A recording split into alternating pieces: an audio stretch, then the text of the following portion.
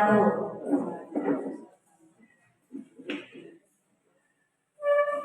Salam sejahtera untuk kita semuanya. Selamat datang, selamat siang. Yang ucapkan kepada para peserta berbagi aksi nyata pada hari ini.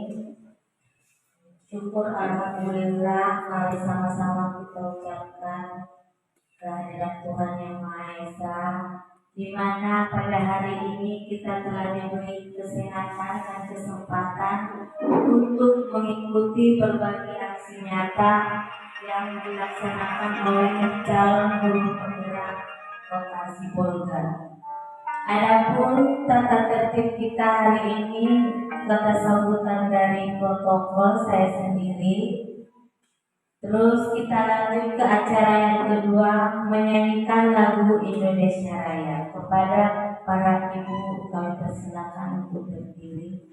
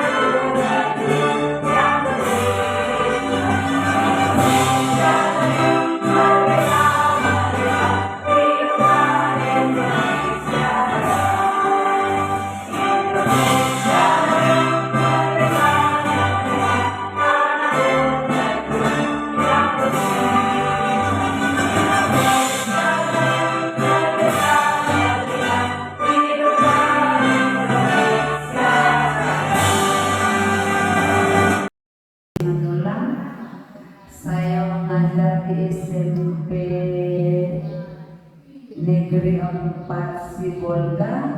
Saya mohon pelajaran matematika dan saya CDP angkatan 8, tapi karena di PP angkatan 8 tidak ada, jadi kami digabung dengan angkatan 9. Terlebih saya ucapkan terima kasih karena ibu-ibu yang hebat ini mau mendengarkan presentasi saya, yang mana selainnya punya ibu apa, cuman karena kami sudah sepakat satu slide aja biar lebih cepat. Terima kasih. Baiklah, kita mulai ibu-ibu hebat. Ini hasil presentasi saya, yang mana di sini dikatakan mari belajar bersama, berkolaborasi, saling mendukung demi mewujudkan budaya positif di sekolah yang kita cintai. Kalau berkata budaya positif, mungkin setiap guru sudah melakukannya di sekolah. Karena dengan hadir tepat waktu di sekolah itu salah satu udah positif, sadar melakukannya, seperti itu. Lanjut. Modul budaya positif ini ada beberapa: perubahan paradigma belajar disiplin positif, motivasi diri manusia, dan posisi kontrol, restitusi keyakinan, dan segitiga restitusi. Inilah yang harus dilakukan setiap guru, walaupun dia bukan CGP, tetapi ini harus dilakukan. Perubahan mau berubah dari yang lama, paradigma lama ke paradigma baru. Contoh seperti yang tadi udah sering kita lihat itu di Google, bahwa tindakan untuk menghukum anak tidak diberlakukan lagi seperti itu. Lanjut, pembelajaran dengan paradigma baru adalah pembelajaran dengan paradigma baru dirancang berdasarkan prinsip pembelajaran yang terdiferensiasi sehingga setiap siswa belajar sesuai dengan kebutuhan dari tahapan perkembangan untuk mewujudkan profil pelajar Pancasila. Oke, ibu-ibu hebat, di profil Pancasila ada 6. Yang pertama itu harus bertakwa kepada Tuhan Yang Maha Esa. Bertakwa itu berarti sudah menggunakan bahasa positif.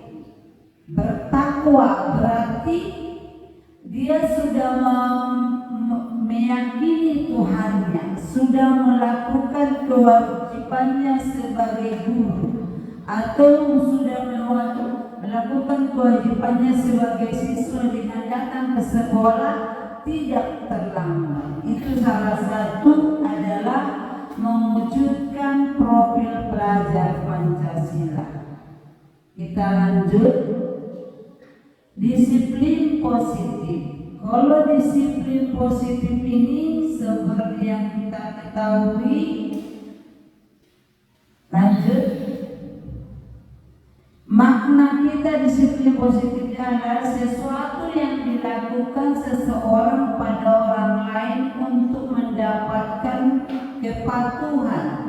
Kita cenderung menghubungkan kata disiplin dengan ketidaknyamanan. Disiplin ini adalah bisa dilakukan orang kalau dia sadar. Sama seperti kita datang ke sekolah. Kalau misalnya di sekolah kita jam 7 sudah harus bel, berarti sebelum jam 7 sudah harus hadir di sekolah. Berarti sudah melakukan disiplin positif. Ini katanya kita cenderung menghubungkan kata disiplin dengan ketidaknyamanan. Biasanya orang yang tidak memiliki disiplin tidak nyaman itu. Karena apa?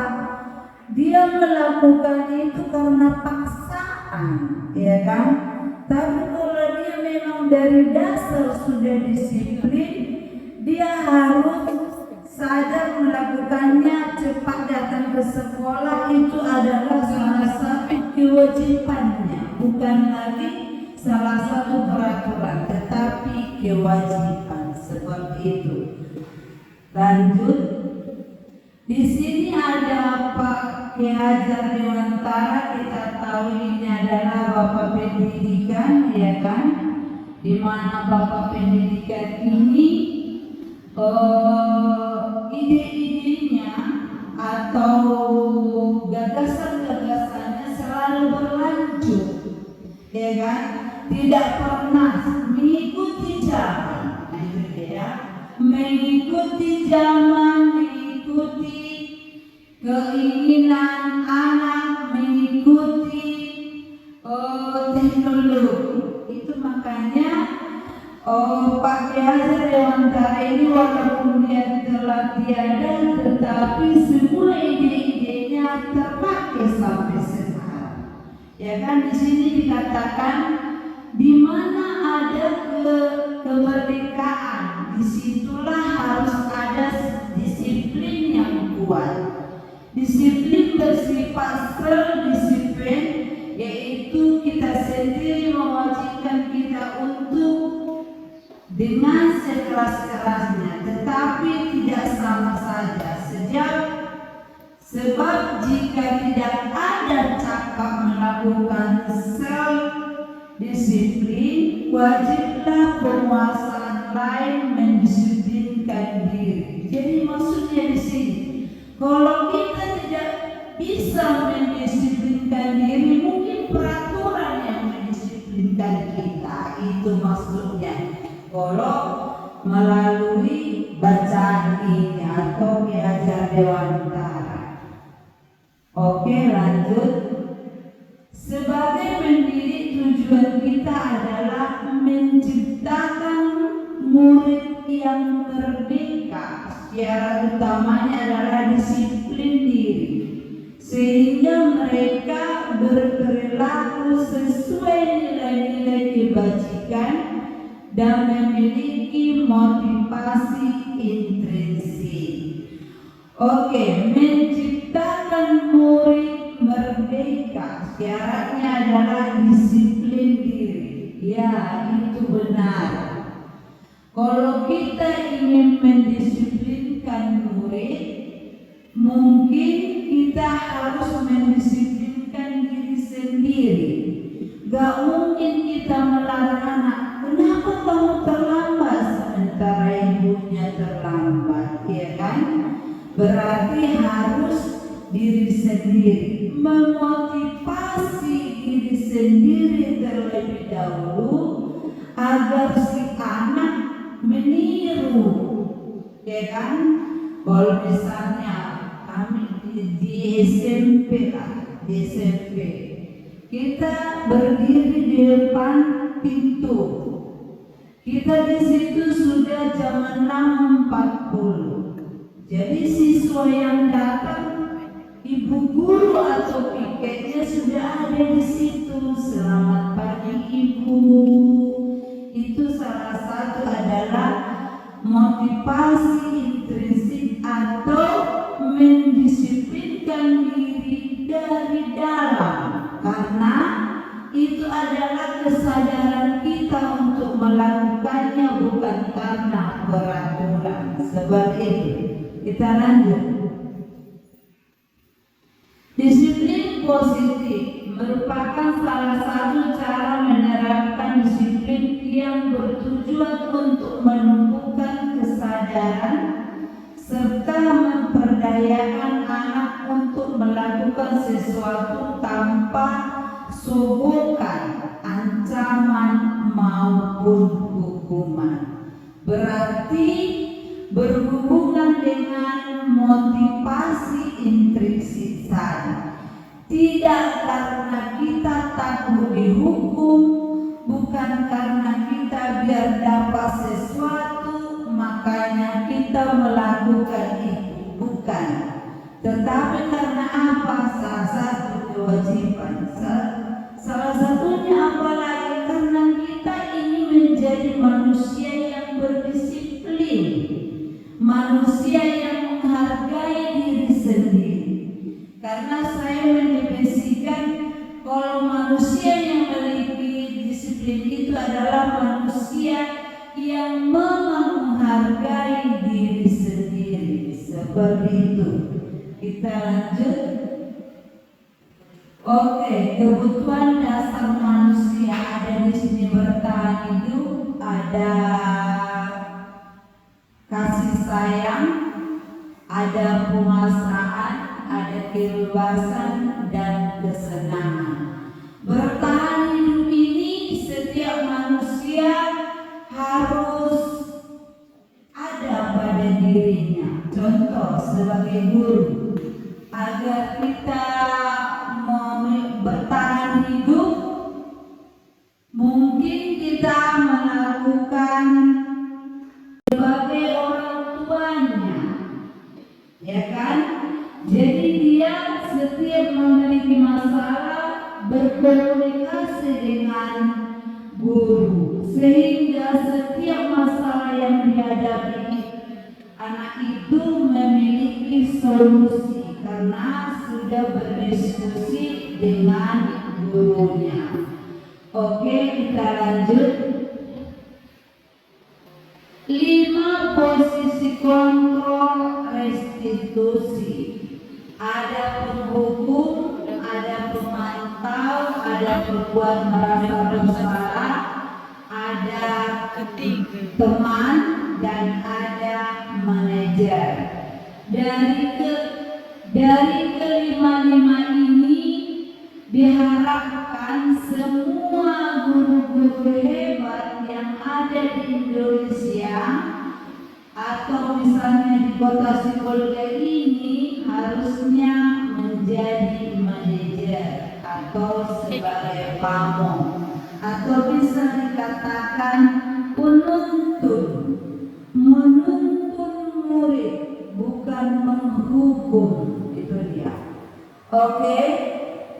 Di sini ada contoh beberapa yang menghukum itu. Yang pertama, kamu selalu saja terlambat. Kata-kata bahasa ini, kamu selalu saja terlambat. Nah itu dia. Kalau nada suara kita kencang, anak langsung jantungan. Dia sudah langsung merasa bersalah-salah. Ibu ini galak sekali, ya itu dia. Baru yang berikutnya, memantau apa yang kamu telah lakukan.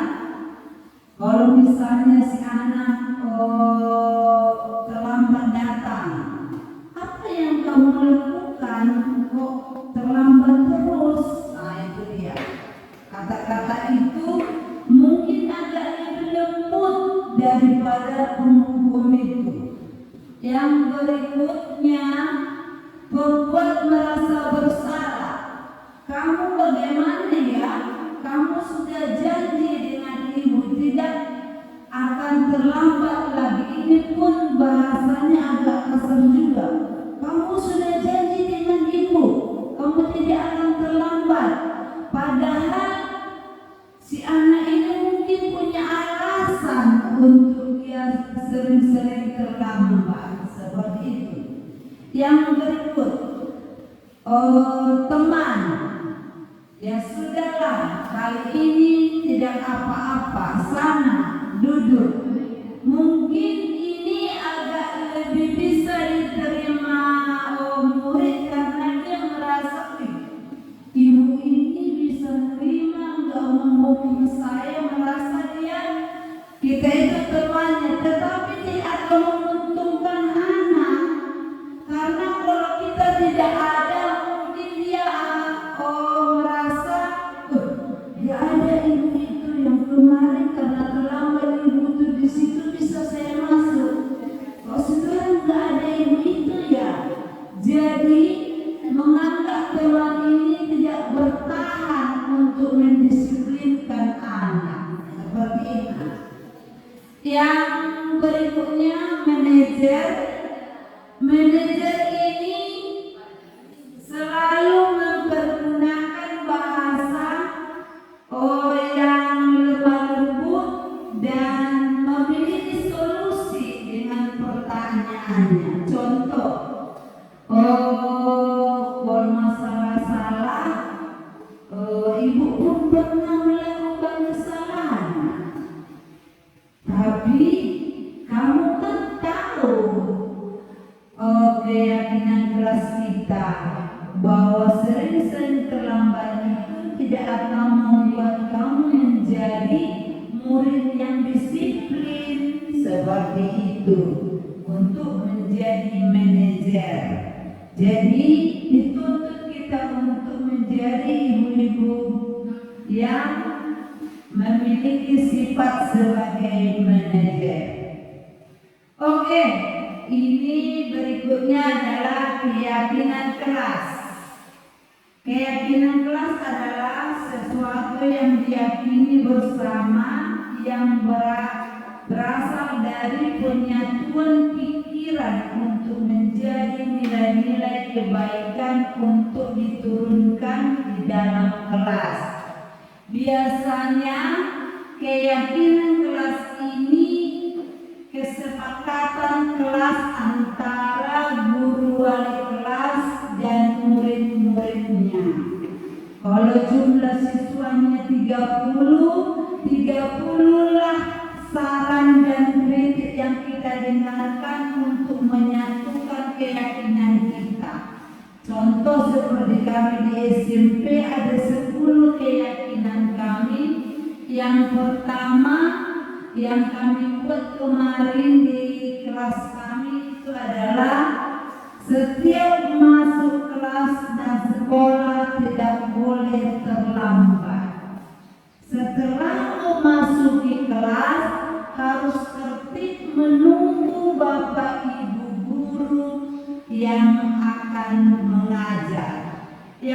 berikutnya, setiap PR itu harus dikerjakan.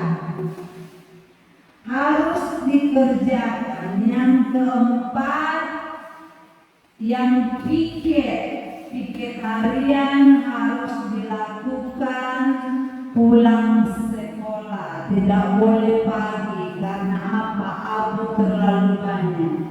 Dan berikutnya yang terakhir kami sepakati, yang nomor 10 saya langkahi yang ke-10 kesepakatan kami melakukan itu dengan merasa senang dan akan melakukannya seperti itu. Oke, bentuk keyakinan kelas. Keyakinan kelas lebih bersifat abstrak daripada peraturan yang lebih rinci dan konkret. Yang berikutnya, keyakinan kelas hendaknya tidak terlalu banyak hingga mudah diingat dan dipahami oleh semua warga kelas. Ini benar.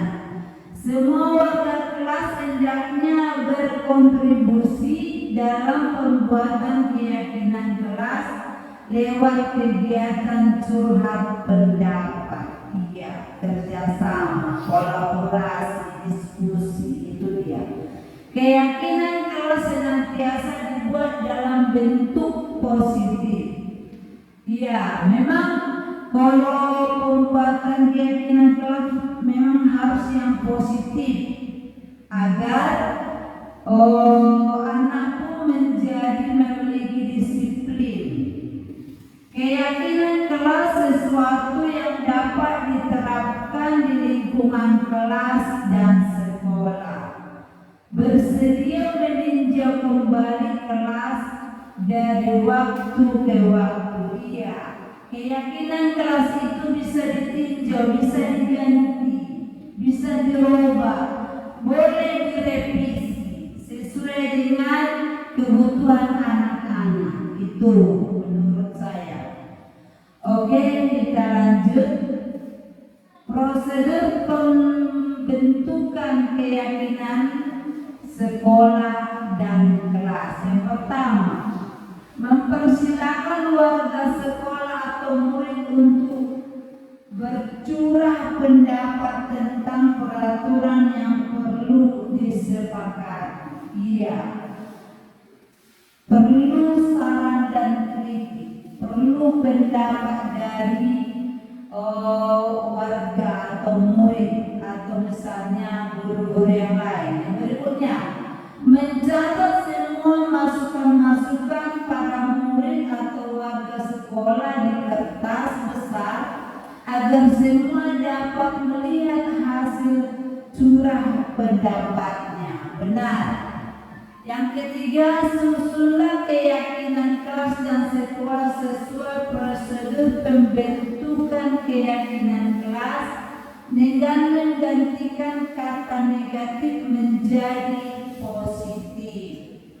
Yang keempat, tinjau kembali daftar curah pendapat. Yang kelima, tinjau ulang keyakinan kelas sekolah dan disetujui secara bersama-sama. 6. Keyakinan sekolah dan kelas bisa diletakkan di dinding kelas, tempat yang mudah dilihat dan semua warga kelas. Kami kemarin buat tanda tangan ibu-ibu. Jadi yang setuju dengan keyakinan kelas itu ditandatangani dan saya suruh dibawa pulang khusus untuk ketua, sekretaris dan bendahara, ditandatangani oleh orang tua. Dan berikutnya saya foto itu keyakinan kelas kami, saya masukkan ke WhatsApp dan saya suruh dicentang kalau itu peraturan itu disetujui oleh orang tua. Seperti itu ibu-ibu. Terima kasih. Oke, ini yang berikutnya. Kita lanjut. Segitiga restitusi. Menstabilkan identitas, validasi tindakan yang salah dan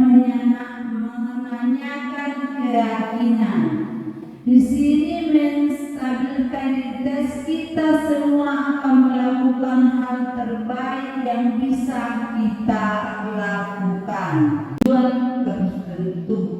Yang pertama, menghindari ketidaknyamanan dan hukuman. Murid melakukan disiplin diri karena takut dihukum. Ini adalah tindakan terendah dari motivasi perilaku manusia. Yang kedua, untuk mendapatkan imbalan atau penghargaan dari orang lain, murid melakukan disiplin diri karena ia ingin mendapatkan imbalan atau motivasi ini satu tingkat di atas motivasi yang pertama. Yang ketiga, untuk menjadi orang yang ingin dan menghargai diri sendiri dengan nilai-nilai yang mereka percayai, murid melakukan disiplin diri karena sadar akan nilai kebajikan. Ini adalah motivasi yang akan membuat seseorang memiliki disiplin positif. Motivasi perilaku yang pertama dan kedua dan yang ketiga. Menurut ibu-ibu yang hebat, mana yang pantasnya untuk kita buat untuk murid-murid kita? Apakah motivasi menghindari ketidaknyamanan dan hukuman, atau untuk mendapatkan imbalan atau penghargaan, atau untuk menjadi orang yang ingin melakukan menghargai diri sendiri dan nilai-nilai yang mereka percaya? Menurut ibu-ibu, yang mana yang akan kita lakukan, Bu? Iya, nomor 3 ya. Iya, nomor 3 ini adalah murid melakukan disiplin karena sadar. Ya kan, mungkin seperti di SMP, dia sadar dia anak SMP, berarti sudah kakak-kakak dan abang-abang. Jadi tidak sama lagi tingkah lakunya di SD dan di TK, ya kan? Dia harus sadar kalau dia sudah lebih besar, tidak harus lagi dikontrol sepenuhnya. Walaupun memang di SMP itu harus dikontrol sepenuhnya karena masa labil. Tapi di nomor 3 ini katanya di situ sadar akan nilai kebajikan. Mereka sudah tahu kalau mereka sering terlambat datang ke sekolah akan mendapatkan hukuman dari sekolah. Nah itu dia. Kalau menurut nomor 3. Oke, kita lanjut. Konsep disiplin dengan identitas gagal. Di sini gagal dengan menghukum atau penghargaan. Mungkin ini yang selama ini kita lakukan, seperti kami di SMP. Ini yang sering kami lakukan, menghukum dan memberikan penghargaan. Menghukum ini kalau di dalam Ki Hajar Dewantara adalah paradigma lama. Ini akan kita tinggalkan. Apalagi setelah kita mengetahui bahwa sekolah tidak boleh menghukum, tetapi guru itu harus menjadi seorang manajer. Hukuman ini meyakinkan, tidak nyaman, memaksa murid menyembunyikan kesalahan, murid menjadi rendah diri. Penghargaan tidak efektif, merusak hubungan, mematikan kreativitas, menghukum dengan sistem ranking dan merampas hak menghargai diri. Kalau hukuman ini melakukan kesalahan, sering ini dia kalau dikasih hukuman sakit hati dia, ya kan? Apalagi di SMP sakit hati hatinya, walaupun dia sering mengganggu kawannya, ditegur, dihukum, merasa sakit hati dia, nggak terima hukumannya. Karena apa? Mungkin di SMP itu labil pikiranmu, segitu saja pun langsung marah. Nah, itu dia. Baru si anak pun kalau sudah melakukan kesalahan ditegur tidak nyaman itu. Yakin dia dengan kesalahannya bahwa itu benar menurut dia, itu dia. Baru kalau kita menghukum murid yang melakukan kesalahan, besok-besok dia merasa takut itu sama kita, langsung dia menghindar dia, ya kan? Menghindar ya benar. Ibu ini semalam menghukum saya, dari sana saya lihat, nah itu dia. Itu dia kalau menghukum. Baru murid menyembunyikan kesalahan. Ini kalau kita hukum, setiap dia melakukan kesalahan, dia tidak akan pernah lagi mau berbicara dengan guru atau wali kelasnya. Karena apa? Kalau saya ceritakan walaupun benar, saya nanti dihukum. Itu dua-duanya. Ini yang salah, ini yang salah, saya juga dihukum. Ikut-ikutan. Ngapain saya ceritakan? Nah, itu mau nanti dilakukan oleh murid. Oke, yang berikutnya, penghargaan ini tidak efektif. Penghargaan ini kita berikan kepada anak, ya kan? Merusak hubungan bisa jadi. Kenapa ini tidak efektif? Kalau anak melakukan kesalahan, tidak, misalnya kamu salah, kita katakan begitu. Atau misalnya kalau kamu tidak melakukannya, nanti besok ibu kasih kamu buku. Itu tidak berlaku. Akhirnya dia nanti melakukan peraturan itu karena ada imbalan seperti itu. Jadi tidak berlaku. Tidak usah dilakukan seperti itu. Ya kan? Sama itu dengan tidak efektif atau merusak hubungannya. Besok-besok dia tidak melakukan kesalahan. Atau contoh, saya ambil satu. Piket harian yang dilakukan seorang anak. Tiba-tiba dia piket hari Senin. Senin itu dia tidak piket, kawannya mengadu, ibu si A tidak mau piketmu. Jadi kita panggil dia, iya kan? Kamu kenapa tidak piket? Baru sekali ya Bu, katanya gitu, ya kan? Jadi apa yang harus ibu katakan sama kamu agar kamu piket? Atau kalau kamu rajin piket, nanti ibu kasih sama kamu adalah coklat ya. Akhirnya dia melakukan piket itu karena ada imbalan. Jadi itu salah satu adalah untuk merusak hubungan atau mematikan kreativitas atau tidak mendisiplinkan anak. Karena ada imbalan, makanya dia melakukan pekerjaannya. Jadi itu tidak dibutuhkan. Jadi ini dikatakan adalah konsep gagal. Selanjutnya, konsep disiplin dengan identitas sukses. Oke, yang pertama adalah konsekuensi, yang kedua adalah restitusi.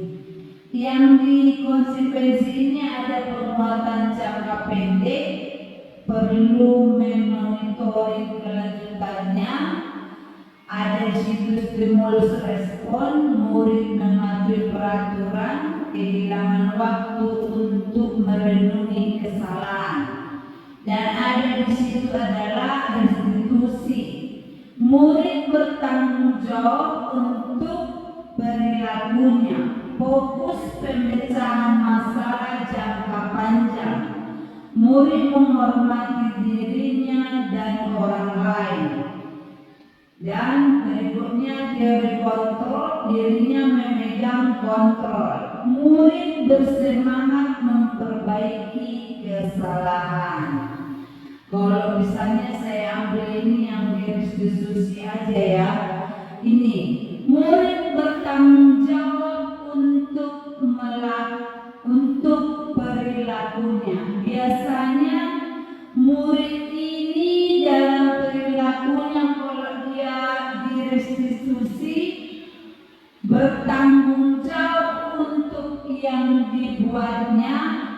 Mungkin dia sudah mengetahui atau sudah mengetahui peraturan-peraturan yang banyak dari Ibu. Memang tadi saya katakan sebagai manajer khususnya untuk SMP, Bu, ya kan, khusus untuk menurut kami. Karena kalau kita sebagai teman, dia akan menganggap temannya dan besok dia sama nyolek kita.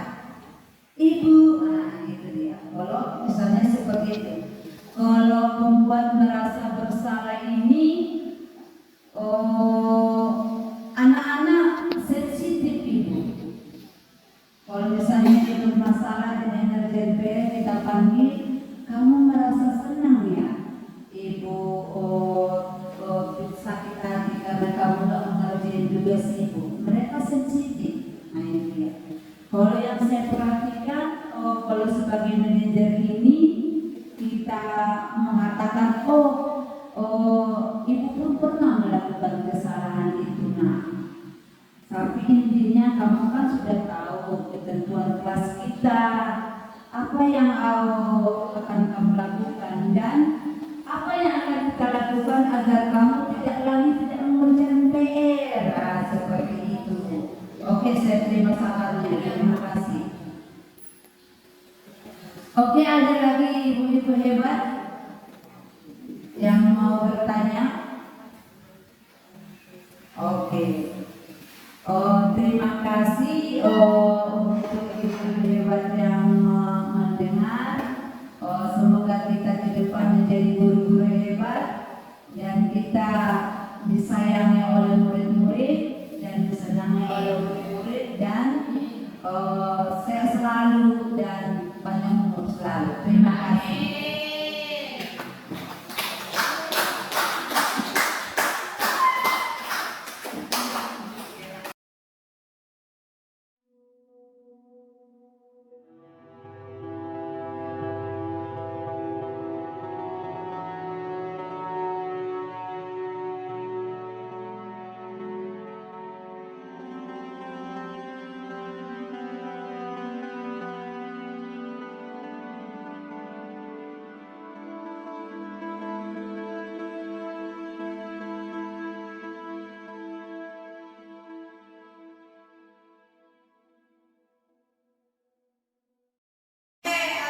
Kelas 7C kita membuat kesepakatan kelas yang harus kita sepakati, ya kan? Kalau ibu katakan kemarin harus ada 10 biar lebih banyak untuk kau pahami. Yang pertama kesepakatan kelas kita yang mana yang kemarin nak? Yang mana yang pertama? Iya, yang boleh terlambat masuk kelas. Oke, boleh terlambat ya. Yang kedua apa lain? Boleh membawa HP.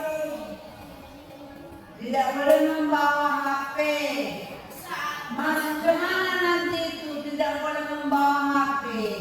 Tanpa disuruh guru.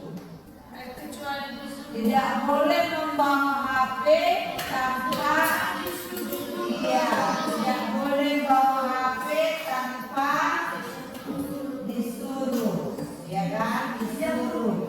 Tidak boleh Atau tanpa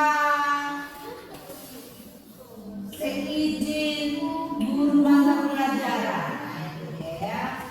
Oke, yang ketiga,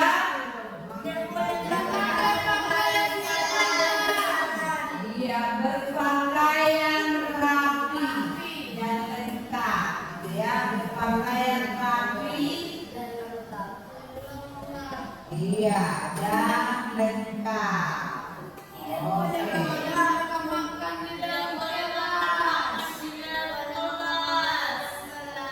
Tidak boleh bahasanya lah. Apa itu?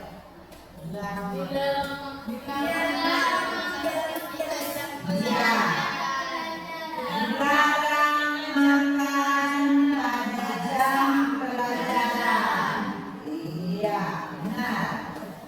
Oke, berikutnya. Tidak buang sampah sembarangan.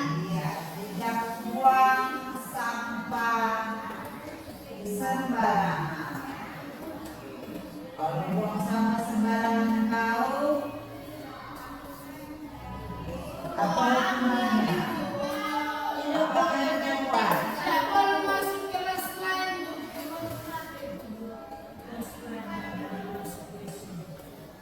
Tidak boleh masuk ke kelas lain. Tidak boleh mengganggu. Boleh mengganggu teman. Itu aja. Teman mulai ganggu waktu di sana. Oke. Lanjut. Tidak boleh. Tidak boleh bertengkar. Bahasanya apa yang buat? Aku seperti ini.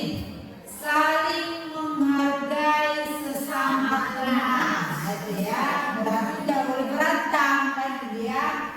Saling iya, saling menghargai sesama teman. Oke. Lanjut.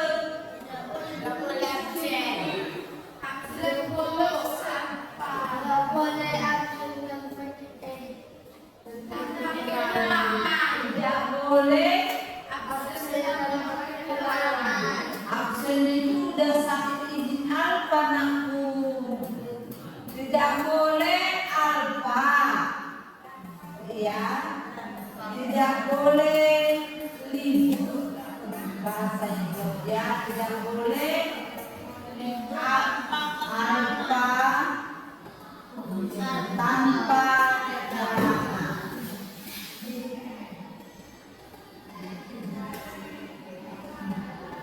Apa lagi?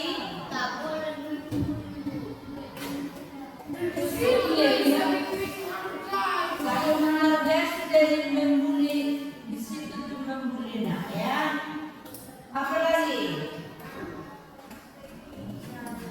Oh, ada yang kelupaan ya kan?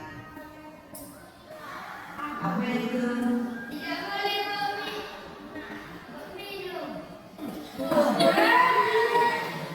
Transport minum. Itu dia kesepakatan kita kan? Tidak boleh minum. Harus membawa air minum, ya kan? Karena air minum airnya maka sulit bersih, jadi harus membawa air minum. Karena tidak mengerjakan tugas tepat waktu kan juga.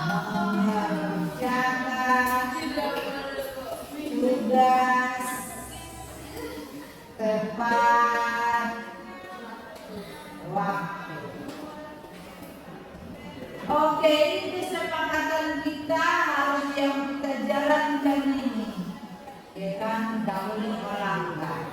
Kalau kau ingin melanggar, ingatlah kesepakatan tersebut ya. Kami memiliki kesepakatan kelas, di mana kesepakatan kelas itu kami yang membuat dan berjanji untuk diri sendiri dengan Tuhan. Ya kan? Sudah kita tempel nanti, ya kita tempel.